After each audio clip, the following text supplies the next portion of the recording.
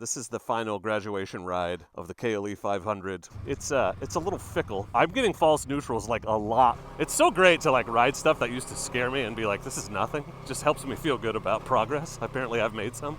Oh, these tires are not good in the mud. This isn't even much mud, and it's definitely just like, what if we just go sideways? That's all of our snow melting off for the year. Once everything's on fire and we can't go anywhere, it's gonna suck. Oh, there is a little snow up there. That's good. Oh, that's slippery, dude.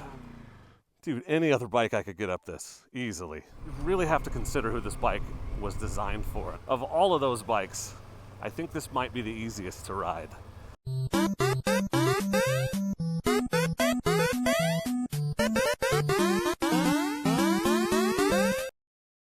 Hello friends, welcome back to the Dork side.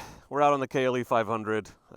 Duck fan is here, he's just indisposed at the moment on his Desert X, and this is the final graduation ride of the KLE500. We're headed up to see where the snow level is, and I'm prepared to be very depressed today because I'm guessing it's quite high for this time of year. It is very early April, and there should be a ton of snow. We shouldn't be able to get past 3,000 feet, but I don't think that's going to happen. I bet we make it to Dork Mountain today. So sort of your typical, we rode out on the road. Now we're going to go do some gravel, some off-road stuff, and then ride home, which is what I would call a typical adventure ride. And the kind of thing I think most people will be doing on this bike, so we're going to put her to the test. I'm also testing out my Adventure Spec Super Shirt because I want to wear this on the Arizona BDR, so I look like I'm ill-equipped today, but oh no, my slide is protected. How was your urination? Suitable urination, all right, wonderful. So, comfortable, easy ride up here. Fun in the twisties, this thing, and I think I'm getting over my it's too revvy at highway speeds. It's just fine. I will say the range meter is almost pointless because it says 121 miles and I have 4 gallons of fuel because I just filled it up. So that should be 200. So keep that in mind. It's a little fickle. And the other thing I keep noticing, at first I thought it was a fluke, but no, I'm getting false neutrals like a lot between 4th and 5th. Earlier, it actually just downshifted for me with no input from me, so keep that in mind. I don't know if that's a thing on the Ninja, but it definitely is on this. It's a gorgeous day today. Excited to get some dirt in and see some sceneries. This is a good little warm-up. It's kind of steep, kind of fun. It scared the shit out of me the first time I took my African Twin up here. Okay, I'm regretting second gear. Ooh, look at this. Yeah, I can't believe how much. It's so great to like ride stuff that used to scare me and be like, this is nothing. It just helps me feel good about progress. Apparently I've made some. Yeah, like this. I'll take the shit part on purpose. Look at that. Not a bad camping spot, just really exposed. There's definitely a waterfall up there. You can't see it when the trees are... Oh, I can kind of see it. You're not going to get it on the camera, but there's a tiny waterfall up over there. Here is a waterfall. Beautiful waterfall, but it's a multi-tiered waterfall. You can see there's a road up there. We're going to go up there. We'll show it to you. Assuming the road is still accessible. Because, you know, trees fall down and I don't have a chainsaw. Oh, actually it looks freshly graveled, which means, yeah, they've been logging it. Let's see. This will be interesting. Ah, it's nicer than it's ever been. Seriously, it's been graded too. Yeah, this is very different than last time I was here. What'll happen when they clear cut the whole hill? Oh, they made a whole new road. That's fun. That was not there before. This was the hard part. Not that. Yeah, I went left. Doesn't seem that hard anymore. There we go. Now it's the old road again. Yeah, right on the edge of the national forest here. I remember once I camped up here and was super anxious that I was technically on the private land and was going to get yelled at, but holy shit, there's a car up here. Alright, oh, it's a side-by-side, shocker. Yeah, well, they spent $30,000 on that thing. They got to get out there once a year. There's the waterfall. I told you it was a 2-tier. There's another tier up there, but I don't. Actually, that other road might go up there. I don't know. Yeah, this one's nice. I would, and there's probably a bear in that cave, so good times. All right, let's go up to the landing and turn around. There's also a ton of firewood down here, so it's a decent camping spot. It's just there's nothing to look at, so you're just camping for the sake of camping. And the fire pit's gone. Oh, it's a little muddy, and there's some garbage, of course, because always. Oh, these tires are not good in the mud. This isn't even much mud, and it's definitely just like, What if we just go sideways? That's cool looking though. Ooh. That is I don't ever see it this flowy. Maybe when it's like actively raining, but that's all of our snow melting off for the year. Such as there is, yeah. Oh, I can actually see it getting lower as we sit here. Cool. Cool, cool, cool, cool. So cool, so cool. I'm just preloading all this bitching because once everything's on fire and we can't go anywhere, it's gonna suck. Yeah, this is my kind of forest. Whoa, quit throwing giant limbs at me, bro.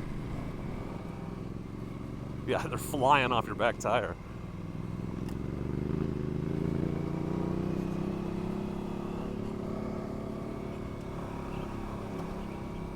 Agua! Yeah, I gotta get somebody else's bike muddy.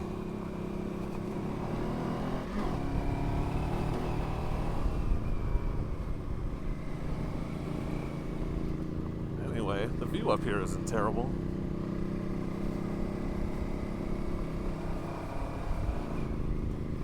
I've ridden up this when it was actively snowing. That was fun.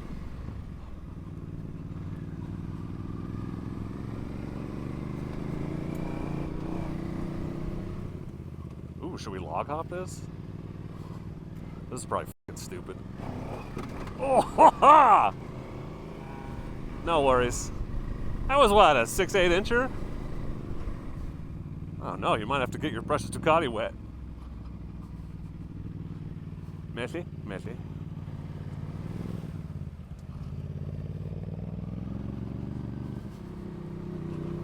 Steeper than it looks. Not like crazy difficult, but definitely used to intimidate me steep.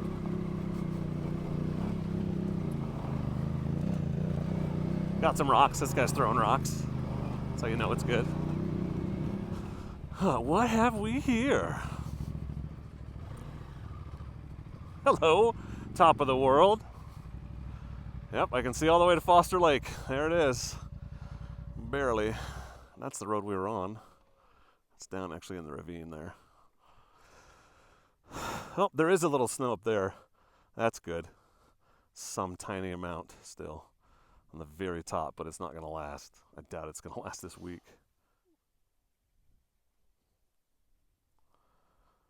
Oh man, what a place to be. Love it. This seems like a good place as any to talk about the sponsor for today's video, which as I'm not riding my own bike, I don't have evidence of, but fortunately, Duckfan has come prepared with the double take mirror setup, and I will point out to you that this is the mirror, if you look, that was on my DRZ, my 2020 DRZ, because I put this Imperial reflective sticker on there, which means this mirror is 6 years old, and it looks pretty good other than the fact that I've gotten it muddy a few times, and then somebody who inherited it has also gotten it muddy. This is actually an unusual combination with this arm, but it sort of shows the modularity of the double take system because you can use any arm with any mirror. This is the Enduro mirror, but the great thing about these is if we get into a tight section, you can just fold it out of the way and then put it back where you need it. If you drop it on the ground, it's going to just pop right up and not break like a stock mirror, and you can get so much more reach. Like, I don't know about you, but I'm always looking at my elbows with stock mirrors, and those are tiny by comparison. This thing gives you a very clear view behind you. So I love these double take mirrors. They're lifetime guaranteed. They are practically indestructible, and they just upgraded the arms and everything else. So now that they make all of that versus buying it from another company, that's all guaranteed too for life, and I've had zero problems getting them to replace things. So happy to be working with Double Take. I've been rocking their mirrors since actually the 250L. That might have been, I got my first set for Christmas when I got my 250L in 2017, and I've had them on my bikes ever since. So best mirrors in the business for your adventure riding, dual sport riding needs. DoubleTakeMirror.com, 90% sure. And it looks so much better than the stock mirrors on the KLE. So thanks, Duckfan, for bringing this demonstration. Gotta love the double takes. Thanks to them for sponsoring the channel. Link in the description. Oh, chunky soup.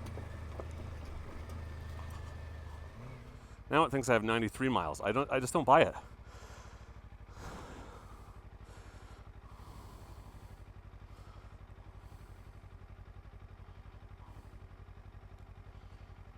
Yeah, we've come about 40 miles. Beast. Let's go the fun way. And by the fun way, I just mean different than the way we came up. This is the area that holds on to snow right in here because it's very in the shade, but I'm guessing there isn't going to be any this year. So this should be 4 feet high across the road right now, but it looks like there's about 2 inches on the side, so yeah. Not exciting, not encouraging. Oh, and there's a little bit in the gravel pit, okay. Yeah, that should all be covered in snow. Oh, man. Oh, there's a little, tiny bit. Oh, there's some down there, okay. Still not enough, but more than I expected to see. These stock tires are absolutely terrible in the mud. Like, anytime even a little tiny bit of just wet dirt and the rear starts to go sideways, you could definitely feel it. So I would not keep these long term if it were me. They're fine on the gravel though, as long as you stay on the mud and the sand. Well, more snow than I was expecting. Now I can say I rode this in the snow. Go me. Ooh, there's a couple inches here. Ooh, okay. Stay in the rut. Very wet though, so it's super sticky. No ice left.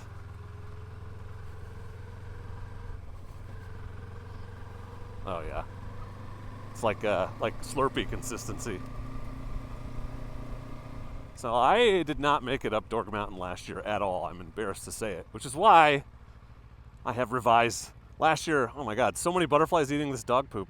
Last year I was just gone the whole summer doing stupid stuff all over the country. This year I'm staying close to home as much as possible because I miss this stuff. Anyway, let's see if we can get to the top. I'm optimistic, unless there's just a big snowbank on the backside. Dork Mountain. I swear we went up here years ago. You'll recognize it. This road's been cleaned up. It's nicer than it was. Oh yeah, okay, yeah, this is new. Because they're logging down the left side. Yep. Taking the right. I'm not gonna stop, it's a hill. Keep going up, don't go down.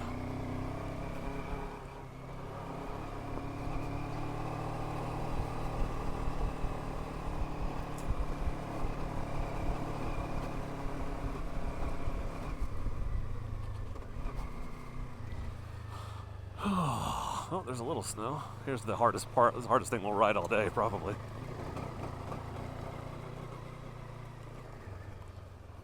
Oh, there is a little snow on the road, but we're gonna risk it for the biscuit.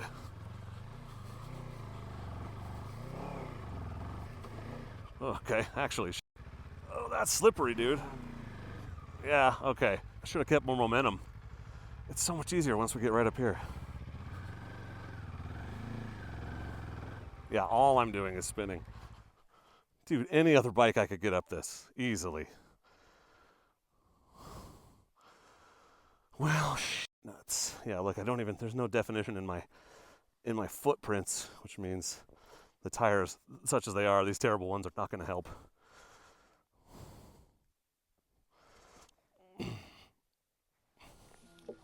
Oh, it won't even roll. That's how ensconced I am in this particular hole. Man, you dug yourself a hole. I did. A whole rut. I dug me a hole. Tell you what, the clutch is a lot better brake than the brake right here. Doesn't hurt that it's downhill. And we're free of the snoo.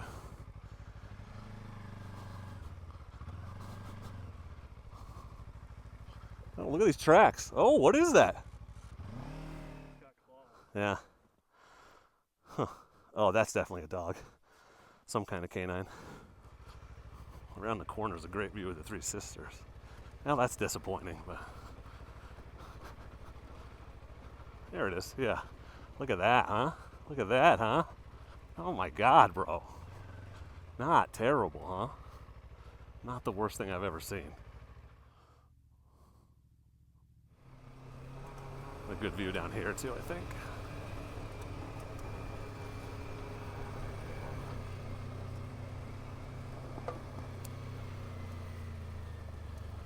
not bad right here either.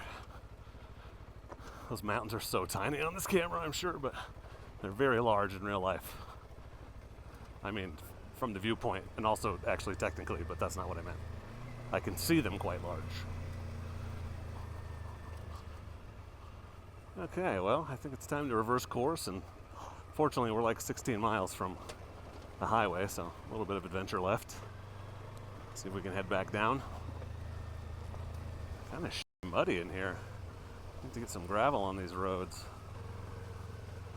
Otherwise, pretty pedestrian the rest of the way down, so I want to say thanks for coming along with us today, and thanks to the sponsor, Double Take Mirrors, for sponsoring this video and the channel and my future adventures. And to Power, thanks to Power for loaning me this bike, and thanks to Duck Fan for coming along on today's adventure. But in terms of, I think people just get really wrapped up in the fact that this bike is, on paper, less capable than some of its contemporaries. And, you know, technically that's true, but you really have to consider who this bike was designed for. And I really think it's designed for your either first-time adventure bike rider, first-time off-road rider, or someone who's looking to move from a dual sport to an adventure bike for the first time because they want to go a little farther but still have the ability to explore the woods. They want a little bit more highway comfort. They want to be able to carry more gear. And this bike is great for that. And on top of it, of all the bikes in the small adventure bike category, in the 400-ish cc, 400, 450, 500. This is only 450. Don't let the name fool you. Of all of those bikes, I think this might be the easiest to ride, the most forgiving, and the best. I think just smooth. You know it's going to run well. It's got a lot of reliability, built right in. Of all of those, over the Royal Enfield, over the KTM, over the Ibex, Honda makes the NX500, which is this bike, but like only 80% as good in every way. I would never go with an NX500 over this. This is much better, for at least if you want to ever leave the pavement. So this is the easiest to ride, and the one that I would say if you haven't got a ton of experience riding off the pavement and you don't want to do anything crazy. That's the thing. If you just want to explore logging roads and maybe someday work your way up to, you know, a BDR, an easier BDR, maybe you want to do Idaho, Washington, those are totally doable on this bike. You're going to hit the skid plate, that's going to happen, but it's not going to stop you from riding that stuff the way people make it out to be. So don't let the perceived, you know, lower capability of this bike talk you out of it. I think it's got a lot to recommend it. Is it going to be the exciting unicorn answer for an experienced rider? No. But that's not who it's for. The 390 is more targeted at that. I want the lightest bike possible that I can still ride hard, and even it is not a monster. It's definitely faster than this, but it's also harder to ride and less comfortable. So I wouldn't put a brand new rider on it over this at all. So the full review on this 500 is coming up very soon, so make sure you subscribe to the channel so you don't miss it, and check out the rest of the videos in the playlist. I took this thing to the OHV trails, I got lost in the woods and saw a cougar, I did a freeway test, all of that, and I'm hoping to maybe get a camping trip in on it before I review it, but that review video is coming soon. It'll be one of the next couple videos, so subscribe so you don't miss it. And I just want to say to all of you, thank you very much for watching. I appreciate you, and please do not forget to be excellent to each other. Thank you. Excellent!